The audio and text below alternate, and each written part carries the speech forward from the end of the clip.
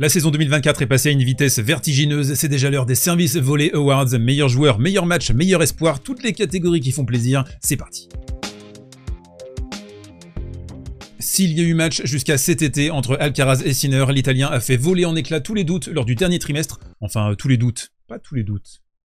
Avec près de 4000 points d'avance sur le numéro 2 mondial, 2 grands chelems, 1 Masters et 3 Masters 1000, Sinner s'est imposé comme le nouveau patron en 2024 grâce à sa régularité métronomique et son niveau plancher ahurissant. Toujours sous le coup d'une suspension pour son double test positif au close table, nouveau chouchou des annonceurs les plus prestigieux, Yannick Sinner sera l'homme à battre en 2025, à moins que l'AMA...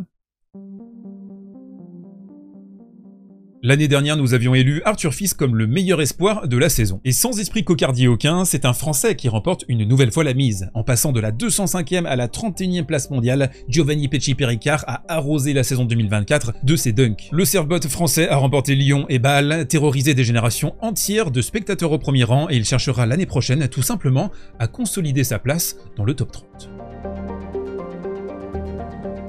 On va pas tourner autour du pot, cette saison a encore été giga dépendante de Novak Djokovic. Ces 2 matchs contre Musetti et Cerundolo à Roland-Garros sont d'une dramaturgie absolue, mais on retiendra bien sûr la finale des Jeux Olympiques. Novak et Carlitos ont pondu un premier set d'anthologie, et ce match restera comme le sommet émotionnel de la saison. En mission commando, le couteau entre les dents, le Serbe a enfin complété son Pokédex. GG Novak, t'as plié le game.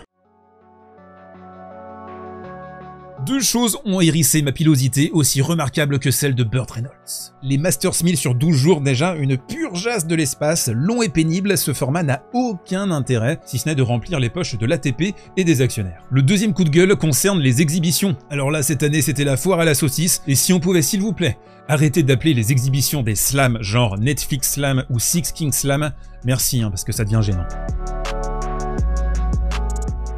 Malgré tout ça, mon petit cœur de pierre a su trouver son bonheur cette saison. Karolina Mourova m'a régalé à l'US Open et à Pékin, la Tchèque est toujours la plus belle joueuse de tennis du circuit féminin. Côté homme, l'US Open de Draper fut sublime, son courage, ses tripes et son niveau de jeu devraient lui permettre d'aller gratter plus haut que la 15e place mondiale, et j'ai aussi aimé le tennis champagne de Marach, notamment contre Alcaraz à Shanghai. Chez les plus jeunes, j'ai adoré la progression de Lerner Tien avec sa sublime papate de gaucher, il est aux alentours de la 100e place désormais. Et pour finir, cette année aura vu partir quelques joueurs frissons, Ivo Karlovic, c'est pas une vanne, il a vraiment arrêté cette année, mais aussi et surtout Andy Murray, Dominic Thiem et Rafa Nadal. Le Mallorquin manquera beaucoup au circuit, c'est une certitude, vous allez aussi beaucoup me manquer pendant cette petite trêve hivernale, mais rassurez-vous, on se retrouve très vite pour de nouvelles aventures.